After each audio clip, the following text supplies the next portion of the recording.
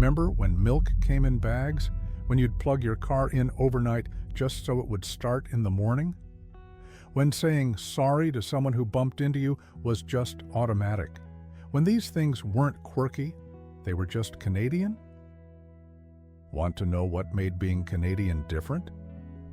Growing up in Canada meant accepting certain things as completely normal that would baffle anyone from anywhere else. Not just the cold or the hockey, though those too, but everyday habits, products, and rituals that were so deeply Canadian, we didn't even realize they were unique until we traveled or talked to Americans. These weren't just cultural differences. They were the small things that defined what it meant to be Canadian, the way we bought milk, the way we heated our homes, the way we apologized for things that weren't our fault, the way we measured distance in time, not kilometers. These were the unspoken rules of Canadian life. From the 1960s through the 1990s, before globalization homogenized everything, Canada had its own way of doing things. We had our own products, our own brands, our own solutions to uniquely Canadian problems, and we thought everyone lived this way until we realized they didn't. Some of these things have disappeared as Canada became more connected to the global economy. Some have evolved but remain distinctly Canadian. And some are still around, still confusing visitors, still making us smile because they're ours. In this video, we're counting down 10 everyday things that only Canadians found normal. Not the obvious stuff like hockey or Tim Hortons, but the small everyday things that shaped Canadian life. Some of these will make you laugh. Some will make you nostalgic, and all of them will remind you what it means to be Canadian. Before we dive in, hit that like button and subscribe. We've got 10 uniquely Canadian things to cover, and trust me, every single one will resonate. Let's celebrate what makes us Canadian. Thing 1. Milk in bags. Let's start with the most Canadian thing imaginable: milk in bags. For decades, Canadians, especially in Ontario and the Maritimes, bought milk in plastic bags. Not cartons, not jugs, bags. 3 bags to a package, each containing roughly 1.3 liters. You'd buy the package, take it home, put 1 bag in a plastic pitcher, snip the corner with scissors, and pour. To Canadians, this was completely normal, efficient, economical, less waste than cartons. The bags took up less space in the fridge, they were easier to carry, and when you finished one, you just grabbed another from the package. But to everyone else in the world, this was insane. Americans would visit and be baffled. You buy milk in bags? How do you pour it? How do you store it? What if it leaks? And we'd just shrug because we'd been doing it our whole lives. The milk bag system started in the 1960s and became standard in much of Canada by the 70s and 80s. It was a uniquely Canadian solution to milk distribution, and it worked perfectly fine. Western Canada mostly used cartons and jugs, so even within Canada, there was regional variation. But in Ontario, Quebec, and the Maritimes, milk bags were just how milk came. The system is still around today, though it's declining as more people switch to cartons and jugs. But for those who grew up with milk bags, they represent a distinctly Canadian way of doing things. Practical, efficient, and completely baffling to outsiders. Thing 2. Plugging in your car. In much of Canada, winter meant plugging in your car overnight. Not to charge it, this was decades before electric cars, but to keep the engine block warm enough to start in minus 30-degree weather. Block heaters were standard equipment on Canadian cars. A heating element installed in the engine block connected to an electrical cord that you'd plug into an outlet. You'd park your car, run the extension cord from your house or the parking lot outlet, plug it in, and leave it overnight. In the morning, you'd unplug, start the car, and it would actually start because the engine wasn't frozen solid. Without the block heater, you'd turn the key and get nothing, or the engine would turn over so slowly it sounded like it was dying. Apartment buildings and parking lots in the prairies in northern Ontario had electrical outlets at every parking spot. It was infrastructure as essential as streetlights. You'd see rows of cars with orange extension cords snaking from their grills to the outlets. This was completely normal to Canadians. You plugged in your car like you plugged in your phone. It was just part of winter routine. But to people from warmer climates, it was incomprehensible. You have to plug in your car. What happens if you forget? How cold does it get? Block heaters are still common in Canada, though modern cars handle cold better. But for those who grew up in the 70s and 80s, plugging in your car was just part of being Canadian. You didn't think about it, you just did it. Thing 3. Apologizing for everything. Canadians apologize for things that aren't their fault. This isn't a stereotype, it's documented reality. Someone bumps into you, you say sorry. Someone steps on your foot, you apologize. You're in someone's way, even though they walked into your path? Sorry. It's automatic, reflexive, and completely Canadian. This isn't about being polite in the traditional sense. It's about maintaining social harmony, avoiding conflict, and acknowledging the other person's existence. Sorry doesn't mean I'm at fault. It means I recognize this awkward situation and I'm trying to smooth it over. Americans don't do this. They'll say excuse me or nothing at all. But Canadians will apologize for things that are objectively not their fault, and we don't even realize we're doing it until someone points it out. This habit is so ingrained that it became a legal issue. In 2009, Ontario passed the Apology Act, which states that an apology is not an admission of fault or liability. Because Canadians apologize so reflexively, the law had to clarify that saying sorry doesn't mean you're legally responsible. The Canadian apology is a cultural marker. It's how we navigate social situations, how we show we're not aggressive, how we maintain the peace. It's so normal to us that we don't even notice we're doing it. But to outsiders, it's bizarre. Why are you apologizing when someone else bumped into you? Because we're Canadian, and that's what we do. Thing 4. Measuring distance in time. Canadians don't measure distance in kilometers or miles. We measure it in time. How far is Toronto from Ottawa? About 4.5 hours. How far to the cottage? 2 hours, maybe 2.5 in traffic. Distance is measured by how long it takes to drive there, not how many kilometers away it is. This makes perfect sense in a country as vast as Canada. The actual distance doesn't matter. What matters is how long you'll be in the car. And that depends on roads, traffic, weather, and a dozen other factors. Americans do this too, but Canadians take it further. We'll give directions in time. Go about 20 minutes down the highway, then turn left. Not 20 kilometers, 20 minutes, because that's what actually matters. This also reflects Canadian car culture. We drive everywhere. Distances are vast. Public transit is limited outside major cities. So time in the car is the relevant measurement, not abstract distance. It also accounts for Canadian weather. 20 kilometers in summer might take 15 minutes. The same 20 kilometers in a winter storm might take an hour. So we measure in time because it's more accurate. This is so normal to Canadians that we don't even think about it. But to people from smaller countries where distance is measured in actual units, it's strange. How far is it? 3 hours. But how many kilometers? I don't know. 3 hours. Thing 5. The toque. The toque, not a beanie, not a winter hat, a toque, is the most Canadian piece of clothing that exists. Every Canadian owns at least one toque, usually several. You have your everyday toque, your good toque, your work toque, your hockey toque. They're knitted wool or acrylic, they cover your ears, and they're essential survival equipment for Canadian winters. The word toque itself is Canadian. Americans call them beanies or winter hats. But in Canada, it's a toque, and everyone knows what you mean. Toques are functional. They keep your head and ears warm in -30 weather. But they're also cultural markers. Your hockey team toque shows your loyalty. Your work toque shows you're a working person.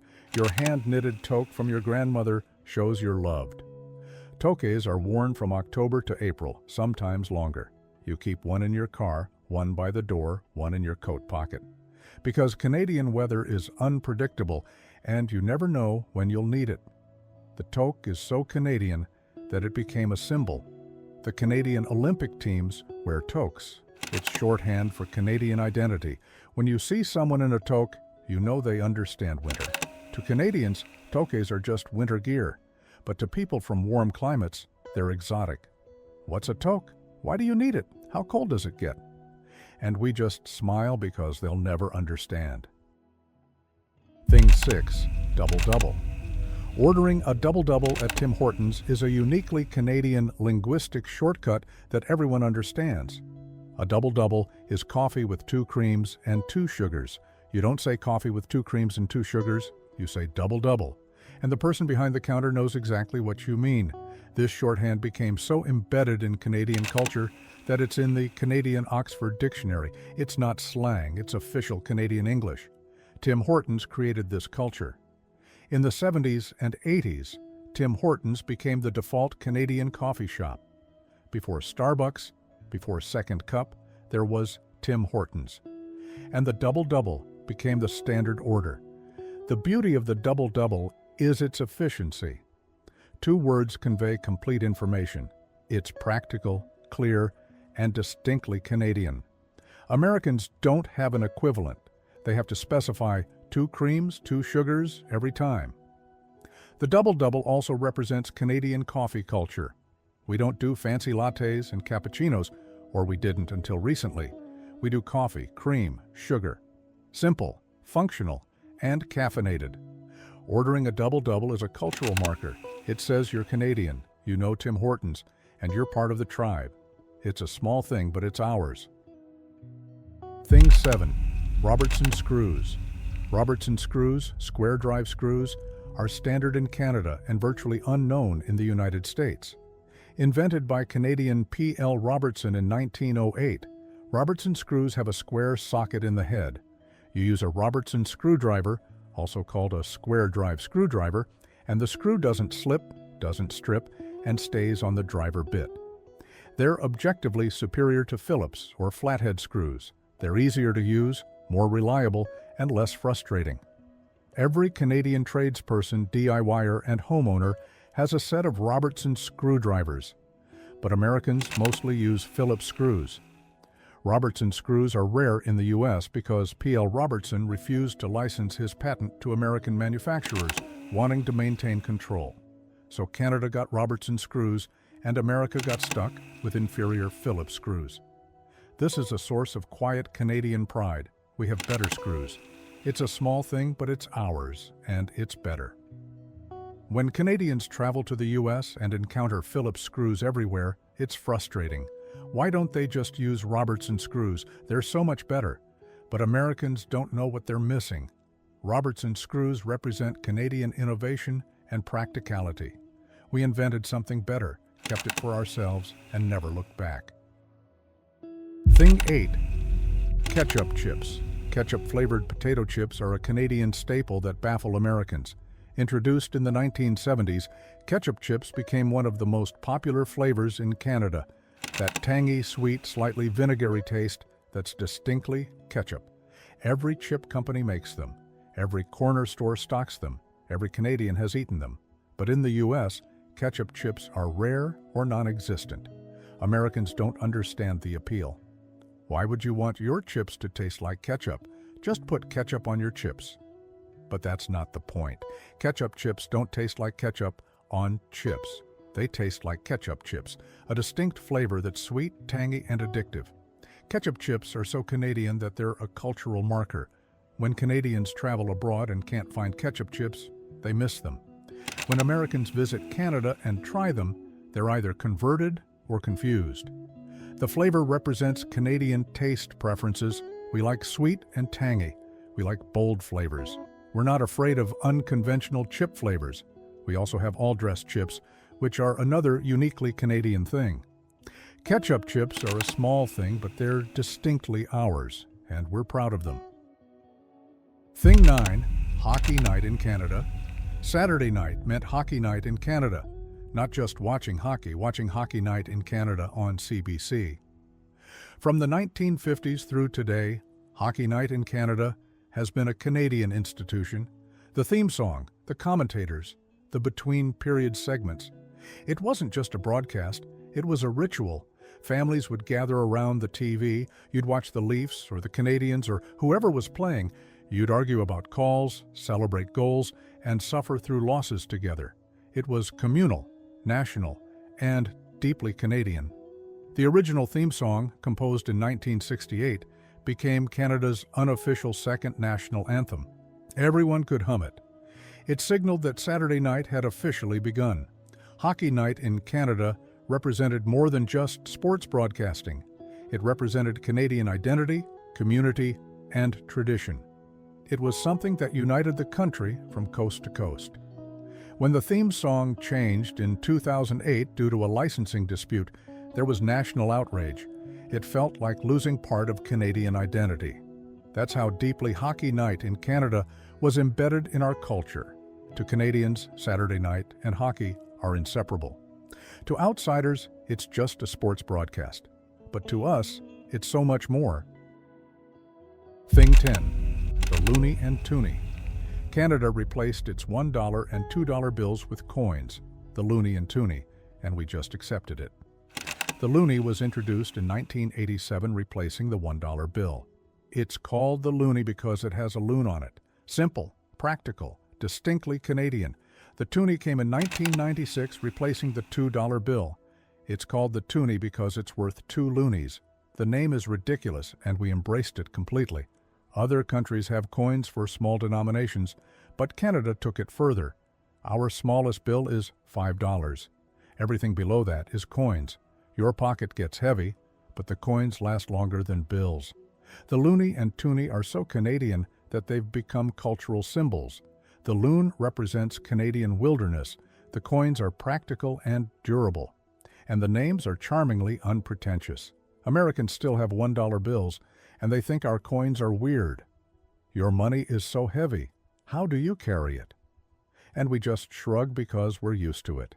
The Loonie and Toonie represent Canadian practicality and our willingness to embrace change, even when it means heavier pockets. The feeling. Close your eyes one more time. It's Saturday night, 1985. You're watching Hockey night in Canada. There's a bag of milk in the fridge. Your Toque is by the door. Your car is plugged in outside. And everything is exactly as it should be. These 10 everyday things, milk bags, block heaters, constant apologizing, measuring distance and time, Toques, double-doubles, Robertson screws, ketchup chips, Hockey night in Canada, and the Loonie and Toonie, they're not just quirks, they're what make us Canadian. They're the small things that shaped our daily lives, that connected us to each other, that made Canada distinctly ours. They're practical solutions to Canadian problems, cultural markers that define who we are, and sources of quiet pride. Some of these things are fading, some are evolving, but they all represent a Canada that was uniquely itself, before globalization smoothed out the differences. What everyday Canadian thing did we miss? What's normal to you that confuses everyone else? Share it in the comments. Let's celebrate what makes us Canadian. If this video made you proud to be Canadian, hit that like button and subscribe. Share it with someone who understands that milk bags make perfect sense. Thanks for watching. And remember, being Canadian isn't just about the big things. It's about the small, everyday things that only we understand.